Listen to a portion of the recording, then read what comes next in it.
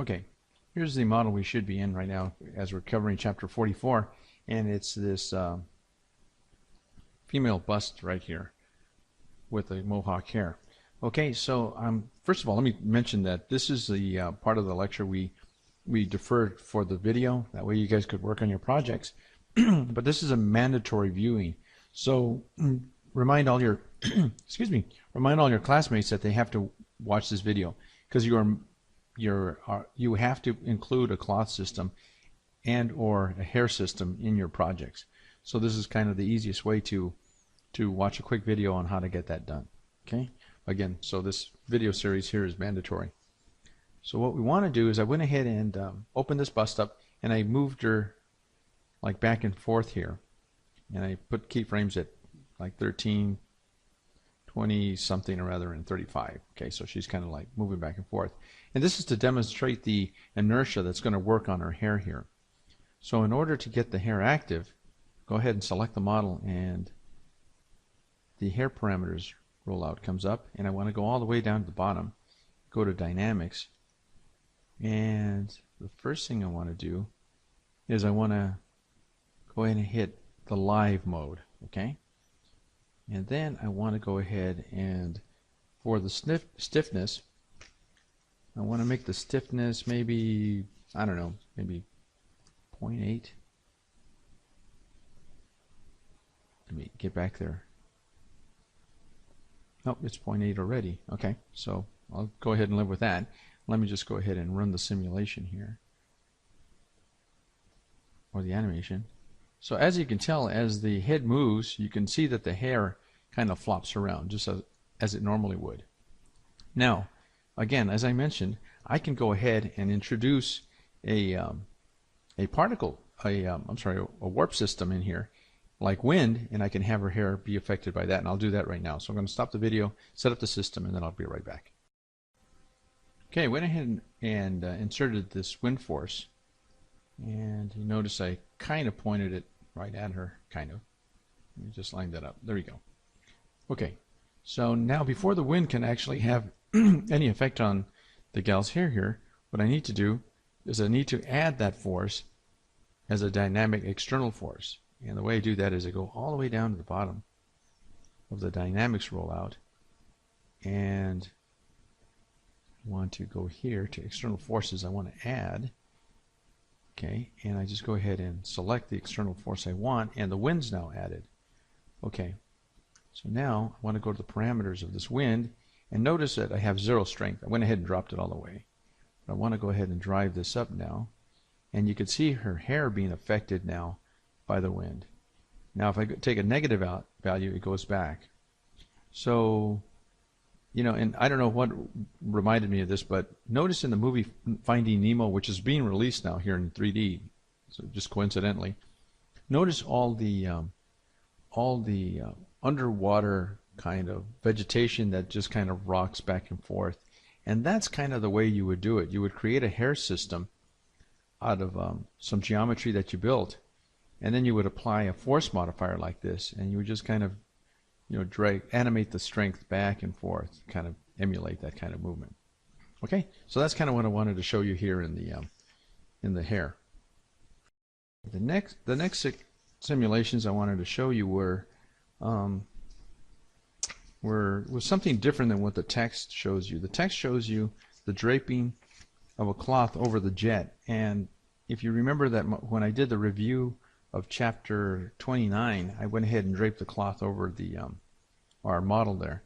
So kind of a bit of a redundant kind of exercise. So what I've chosen to do was do an exercise of something that might be a little more beneficial, and that is I wanted to animate a flag, okay, using cloth and a wind modifier, or a wind force actually. So what I want to do is I want to go ahead and start with create, and I want to create a cylinder. I'm going to create the cylinder kind of right in the middle there, and that's going to represent the flagpole.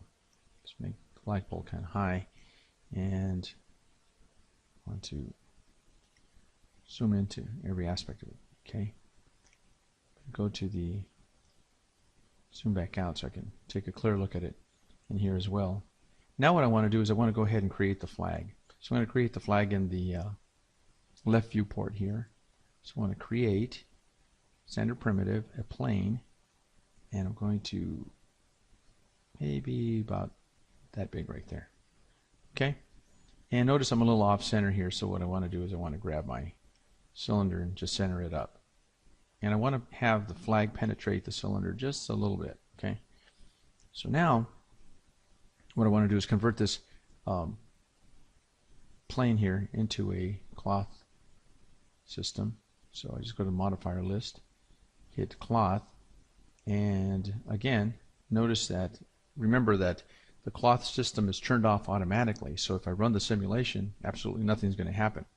So now what I need to do is go to the cloth parameters, and I need to turn it on. So I select the plane. Actually, you know what, let me rename the plane to flag. And I think this is a habit you should always get into, is renaming your objects, because eventually if your scene gets large enough, you're going to get all confused if all you see is cylinder, plane, you know, that kind of stuff. So I'm going to select the flag, and now I have flag here, and that is going to be my cloth property. So I turned on the cloth for that plane, or for the flag, and I'm going to go to the presets, and I'm going to choose silk. Now let me choose satin. Let me see if it's got a thickness. No, so I need to give it a thickness. And I think that's, no, what I want to do is I need to add a collision as well. And let me go ahead and do that now. So I want a collision object. I want to add that to my scene, and the only thing I have is my flagpole, which is a cylinder, and I want to go ahead and add that.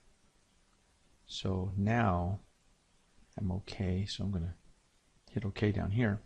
Now if I run the simulation,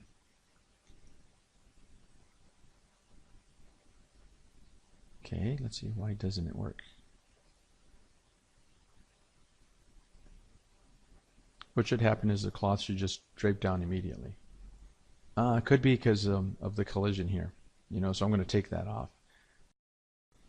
Okay, I went ahead and disconnected the flagpole as a collision for right now, for the time being. But I noticed that when I had my flag selected, the cloth had toggled off, so I wasn't quite sure why that happened.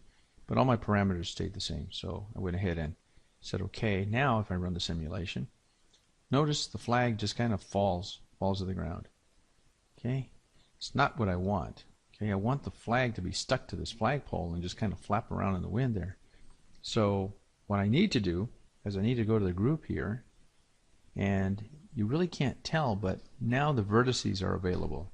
So what I want to do is I grab these vertices, and I want to make them into a group.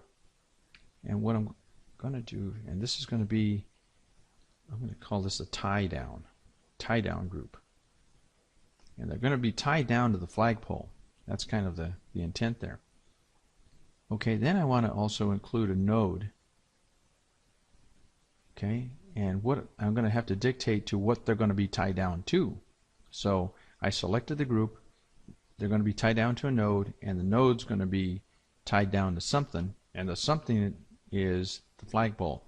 So I'm going to highlight the tie down. I'm going to control, and I'm going to control select the flagpole, and notice it's node to cylinder. I'm going to select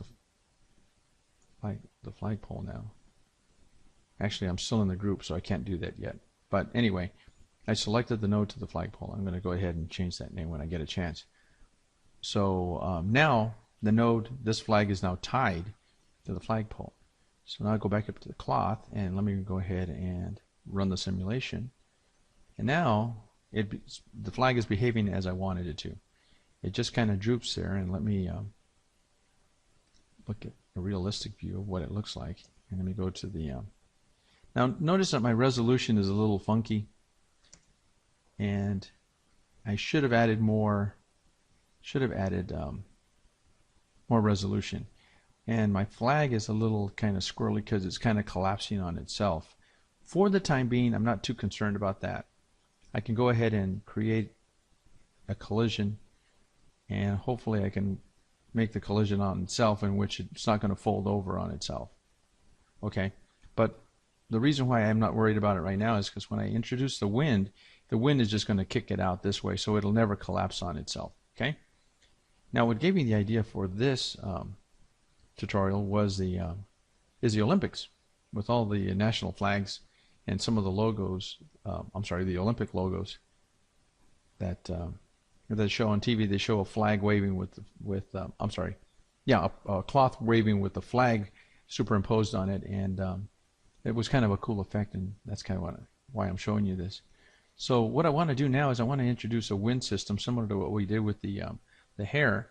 So I want to create a space warp, and I want to create a wind, and I want to put that wind right there. And I can see by my perspective the orientation of my wind, so I want to rotate that out. Rotate it, but I want to rotate it kind of up towards the flag.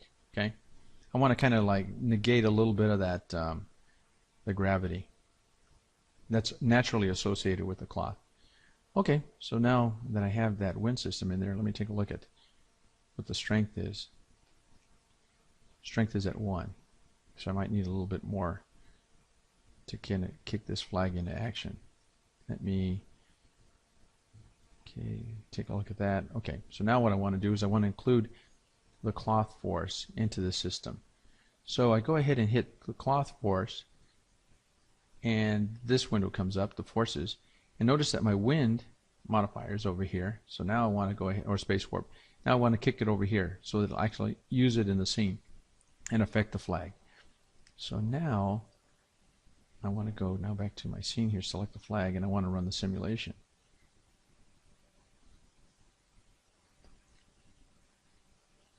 For some reason, I have to erase the old simulation. Now I notice that as soon as the flag stiffened up here, I have the wind in the wrong location. So what I'm going to do is rotate that. Rotate it around this way so that it is, I have to do it again. There we go. Just going to move it over to that side of the flag. Okay. Now, with my flag set this way, I want to go ahead and run the simulation now. Okay, it's kind of doing what we want it to do. Let me go ahead and increase the keys to 300. Current time, the length is going to be now 300 frames, so it's going to be 10 seconds. And select the flag again, erase the simulations, create the simulation again. Now it's running for 300 frames, and you can kind of see what it's doing there. It's really starting to act like a flag. Okay, so now all I need to do is just kind of drive up the strength a little bit more. Want to go to the cloth, erase the simulation, and then run the simulation again. Okay, a lot better. And it's still crashing on itself here, so okay, that's better. Okay, so what we can do is drive up the wind, reposition the wind, but basically that's how you do it. So what I'm thinking is, for your projects, is that you can go ahead and attach this as a cape to your character, or you can have a flag just flapping around in the wind in the background, you know. As long as you have one of the elements in, either the hair or the cloth, you're good to go, okay? You'll satisfy the requirements. All right, so that's the end of this tutorial, and hopefully you've learned how to do this, you know, and can incorporate it into your project. So, okay, like I said, this is a mandatory video, so you need to go ahead and like the video in order to get credit for it. Okay, I'll talk to you later.